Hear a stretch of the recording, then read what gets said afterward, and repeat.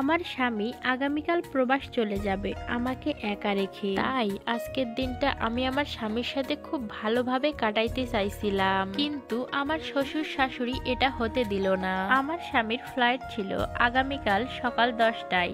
সব আত্মীয় স্বজন বাসায় আসছে। সব স্ত্রী চায় কিন্তু শেষ রাতটা স্বামীর সাথে কাটাতে, ভালো মন্দ দুটো কথা বলতে, কিন্তু আমার ভাগ্যটা একটু ভালো ছিল না। আমার শ্বশুর শাশুড়ির আবদার শেষ রাতটা তাদের ছেলে তাদের কাছেই থাকবে, আর যদি বিদেশ থেকে ফিরে আসি তাদেরকে না দেখতে পায় তারা তাদের ছেলেকে বুকে নিয়ে ঘুমাবে। এ কথা শোনার পর আমি বলি, ঠিক আছে, আপনারা আপনাদের ছেলেকে নিয়ে ঘুমান, আমার কোনো আপত্তি নেই। সেদিন তারা তাদের ছেলেকে নিয়ে ঘুমিয়েছে, আর আমি একা একটা রুমে অনেক কষ্টে কান্না করেছি। শেষ একটা রাতও সেটাও আমি আমার স্বামীকে পাশে পেলাম না। আমি বুঝলাম ছেলের উপর তাদের অধিকারটা বেশি, কিন্তু আমার স্বামীও তো প্রবাসে চলে যাবে, কবে আসবে কোনো ঠিক নেই। তাদের উচিত ছিল আমাদের স্বামী স্ত্রীদের দুজনকে একটু আলাদা সময় বের করে দেওয়া। তারা মরে যেতে পারে একথা ভেবে তারা ছেলেকে বুকে নিয়ে ঘুমিয়েছে। হায়াত মউতের কথা তো কারো বলতে পারা যায় না।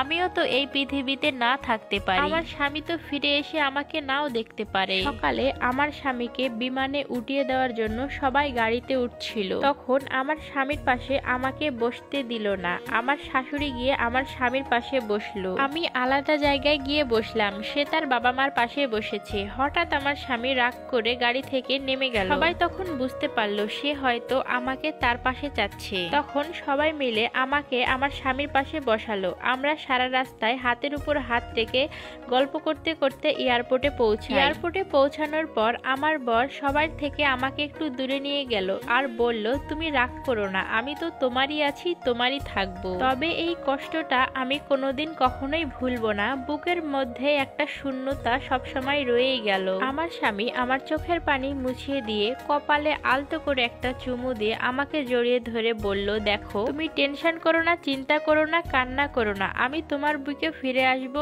ইনশাল্লাহ, তুমি শুধু আমার জন্য দোয়া করো। আমার শাশুড়ি হঠাৎ করে ছেলের হাত টেনে বলতেছে, কি হলো, এত ন্যাকামো করছো কেন? দেখছো না আমার ছেলে প্রবাসে চলে যাচ্ছে, তুমি ওর সামনে কান্না করে আমার ছেলের মনটা নষ্ট করে দিচ্ছ কেন? আমি নীরবে দাঁড়িয়ে শুধু কান্না করেই যাচ্ছি। আমি ভাবছিলাম আমার মনের কষ্টটা আমি তো কাউকেই বোঝাতে পারবো না। জানি না আমার স্বামীকে আবার কবে আমার নিজের করে পাবো। আমার শ্বশুর শাশুড়িকে আমি অনেকটা ভয় পাই, সম্মান করি। আমার সামনে থেকে আমার শাশুড়ি আমার স্বামীকে হাত ধরে টেনে নিয়ে গেল। আমার স্বামী আমার দিকে আর চোখে তাকিয়েছিল। আমিও আমার স্বামীর দিকে তাকিয়ে কান্না করছিলাম, কিন্তু আমি তার সামনে যেতে পারছিলাম না। আমার স্বামীর ফ্লাইটের সময় হয়ে যাওয়ার কারণে সে এয়ারপোর্টের ভিতরে চলে গেল। আমরাও গাড়ি করে বাড়ি চলে আসলাম। আসার পর আমার মনটা কিছুতেই শান্তি পাচ্ছিল না। ঘরের এক কোনায় বসে অজরে আমার চোখ দিয়ে পানি ঝরে যাচ্ছিল। আজকের ভিডিওটা কেমন লেগেছে অবশ্যই কমেন্ট করে জানাবেন। এটা কিন্তু আমার জীবনের ঘটনা না, একটা আপু লিখে পাঠিয়েছিল, আমি শুধু আপনাদের মাঝে সেই গল্পটাই তুলে ধরলাম।